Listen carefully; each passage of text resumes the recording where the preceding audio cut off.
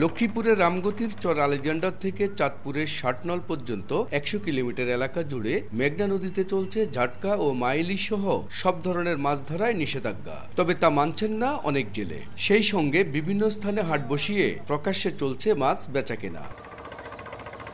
জেলেদের দাবি, সরকারি সহায়তার চাল পাননি তারা। পেটের দায়ে অনেকটা বাধ্য হয়ে মাছ ধরছেন তারা। এছাড়া বিজিএফ কার্ড বিতরণ নিয়েও নানা অভিযোগ রয়েছে জেলেদের। ওজন মানলে কি আমাকে ফ্যাট চলবো? আমাকে ফ্যাট চালাইতে হলে আমরা জাল বাইতে হইব। আমাদের কোনো চাল টাল কিছু দেয় না, মানে আমরা এই ফ্যাটের দায় কি এরকম বাধ্য হন জায়গা নদীতে যাইতাম। আমরা লেনদেন আছি না, কিস্তি আছি না, এই হিসাবে আমরা নদীর দাম চুরি করে ইলিশ মাছ ধরতে হয়। যারা জাল না পায় এরা ঠিকই চাল পায়, কারণ জাল আমরা জাইলারা একটা চালও পাই না। নিষেধাজ্ঞা সফল করতে প্রয়োজনে অভিযান জোরদারের কথা জানান স্থানীয় মৎস্য কর্মকর্তা। আইনের যদি কেউ অসৎভাবে মাছ ধরে থাকে তা আমরা তার জন্য আমরা আরও কঠোর হব এবং এই ক্ষেত্রে আমরা দরকার হলে জেলা টাস্কফোর্স কমিটির সিদ্ধান্ত মোতাবেক আমরা আরও কঠিন ব্যবস্থা নিব। কোনো ক্রমে এটা করার সুযোগ থাকবে না। মৎস্য অধিদপ্তরের তথ্য মতে জেলায় ৪৫,৭৭১ জন জেলে রয়েছেন। মাঝারুল আনোয়ার টিপু, সময় সংবাদ, লক্ষ্মীপুর।